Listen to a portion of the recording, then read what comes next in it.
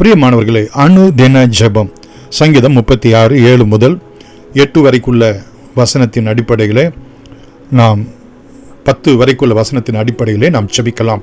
மகா இரக்கமும் கிருபையும் உள்ள எங்கள் அன்பின் பிதாவே, இந்த அருமையான ஓய்வு நாளிலே, கர்த்தருடைய நாளிலே, மனமகிழ்ச்சியின் நாளிலே உலகம் எங்கிலும் உள்ள சகல பரிசுத்தவான்கள் தேவ பிள்ளைகள் குடும்பமாய் உம்முடைய சமூகத்திலே வந்து உம்மை ஆராதிக்கும் போது, உம்மை தொழுது கொள்ளும் போது, உம்முடைய கிருபையினாலும் உம்முடைய இரக்கத்தினாலும் உம்முடைய தயவினாலும் முடிசூட்டி அருமையாய் விளங்க பண்ண அனுகிரகம் செய்திருளும்படி உம்முடைய பாதத்திலே நாங்கள் ஜெபிக்கிறோம் ஆண்டவரே.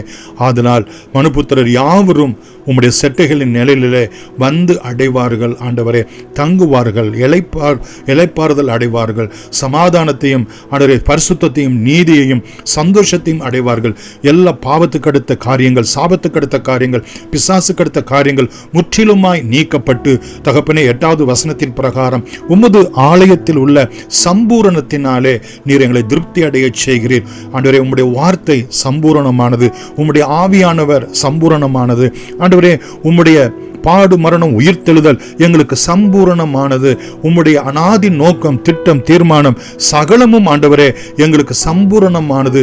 இப்படி சம்பூரணமானவைகளினாலே ஆண்டவரே நீர் எங்களை திருப்திப்படுத்துகிற நாள் வேலை ஆண்டவரே. உம்முடைய சமூகம் ஆண்டவரே, அங்கு உமது பேரின்ப நதியினால் எங்களுடைய ஆத்தும தாகத்தை தீர்க்கிறவராய் இருக்கிறீர். எங்களுடைய சரீரத்தை, எங்களுடைய ஆத்துமாவிலே, ஆவியிலே காணப்படக்கூடிய எல்லா தாகத்தையும், தேவனுக்கு அடுத்த தாகம், இவ்வுலகத்துக்கு அடுத்த தாகம், குடும்பத்துக்கு அடுத்த தாகம் எதுவாய் இருந்தாலும் அதை திருப்திப்படுத்துகிற தேவனாய் இருக்கிறீர். தாகம் தீர்க்கிற ஜீவ நதியாய், பேரின்ப நதியாய் உமது ஆலயத்திலே உம்முடைய சமூகத்தினால் நீர் எங்களுக்கு அருளுகிறவராய் இருக்கிறீர். உமக்கு நன்றி ஆண்டவரே.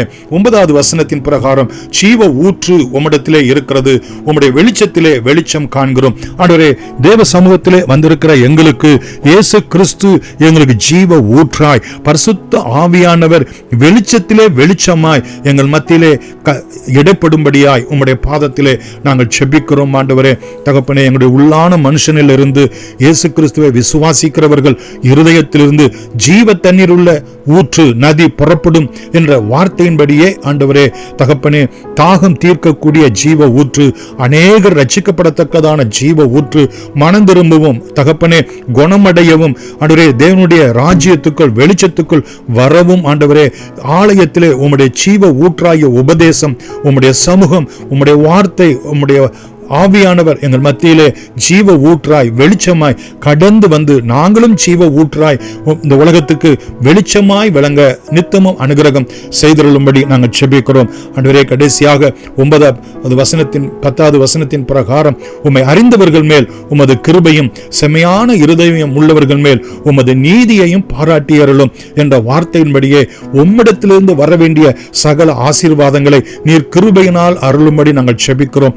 இவ்வுலகத்தில் வர வேண்டியதான ஆசீர்வாதங்கள், நன்மைகளை ஆண்டவரே நீர் எங்களுக்கு பாராட்டுகிற நீதி நியாயத்தின் பிரகாரம் எங்களுக்கு கிருபையாய் அருளும்படி உம்முடைய பாதத்திலே நாங்கள் செபிக்கிறோம் ஆண்டவரே. இந்த தேவனுடைய ஆலயத்திலே, உம்முடைய சமூகத்திலே உம்முடைய கிருபை இப்படியாக எங்களுக்கு சம்பூரணமாய் ஜீவ ஊற்றாய் கிருபையாய் விளங்குகிற தயவுக்காய் கோடான கோடி ஸ்தோத்திரம். இயேசுவின் நாமத்தில் நன்றியோடு வேண்டுகிறோம் எங்கள் ஜீவன் உள்ள பிதாவே, ஆமென்.